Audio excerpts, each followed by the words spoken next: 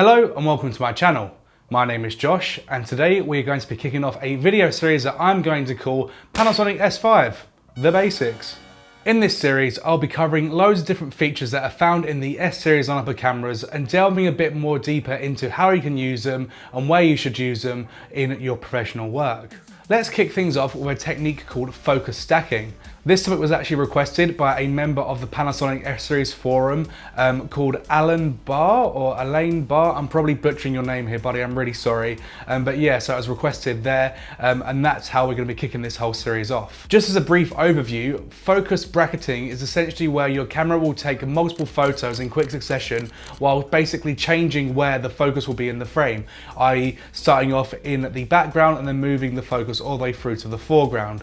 And then essentially what you'll get then is a number of frames that have the entire sort of scene captured with each area in focus so that you can then go ahead and collapse that all down into one image. Focus stacking is extremely effective for those who want to shoot, let's say, landscapes or real estate sort of pictures or anything where you need to get the whole frame in focus as best as possible. A lot of the time, some of the spaces that I'm photographing will also be poorly lit, which means that I want to keep my f-stop as low as possible so I can let as much light into the frame, and focus stacking essentially allows me to have my f-stop still quite low and not stopping it down to, let's say, f5.6 to around f8. So I'm still getting as much light in as possible while still getting the entire frame nice and in focus. And of course, you can always put your camera on f5.6 or f8 or anywhere between those sort of f-stops to get as much as possible in focus in one frame. But the issue there is sometimes you will get parts of the frame that are still out of focus or a little bit softer. So therefore, focus stacking sort of helps to alleviate any of that sort of softness, and it guarantees that literally every single part of the frame will be nice and tack sharp.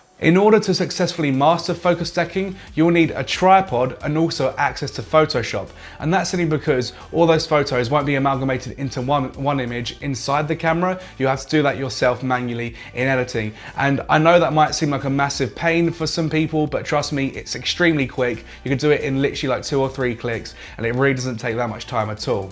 First of all, to access the focus bracketing options, go into the camera menu and then down to Others Photo 1 and then click on Bracketing. Set your bracketing type to focus, and then in the More Settings tab, you can change the amount of images you want to take per bracket capture. The sequence option isn't applicable for focus bracketing since all photos will be exposed the same. Normally, the only thing I change in this menu is the image count, and I leave everything else as it's set. It's also worth mentioning that I have the bracketing options configured to the up button on my D-pad, so I can easily access the bracketing function without going into any menus. Once you've got your bracketing set up and you've taken your images with a tripod, grab your files and then chuck them into Lightroom. I normally do it this way so I can double check all the photos before putting them into Photoshop to make sure that each photo has a different part of the frame in focus. Once you have all your images loaded in the library, highlight them all, right click and select Open as Layers in Photoshop. From here, Photoshop will open up and begin to load your images into one project file. Once all of the photos have been successfully opened in Photoshop, select them all and go to Edit, Auto Align Layers. What this will do is ensure that all of your images are aligned before you then stack them into one file. I would definitely recommend doing this step since you can never be too sure whether your tripod moved during shooting. By the way, just a quick note, how does the audio sound in this video? I'm currently using the Lark 150 Lavalier kit by Hollyland and it's the first time I've used it for this sort of video, so please tell me, what do you think of the audio? Does it sound good? Does it sound bad? Let me know. Once that's complete, keep all of the photos selected and head back to Edit, then select Auto Blend Layers. Make sure you have the Stack Images option selected and not the Panorama option. Hit OK and then let Photoshop work its magic.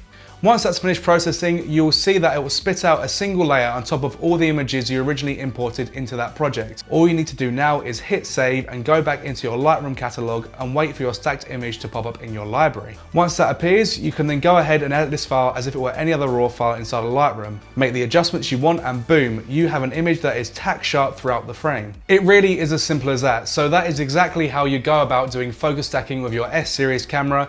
It's literally a case of making sure you have your bracketing set up, selecting the amount of images you want to shoot, load them into Photoshop, blend them together, and boom, you have one frame that is tack sharp throughout from the foreground to the background, and it's an extremely useful feature and a useful technique if you are someone that wants to shoot landscapes or any other scene where you need everything to be in focus. Anyways, I hope you found this video somewhat entertaining, useful or educational, and if you did, then please consider subscribing because I do make a lot of content surrounding the Panasonic S-Series lineup of cameras.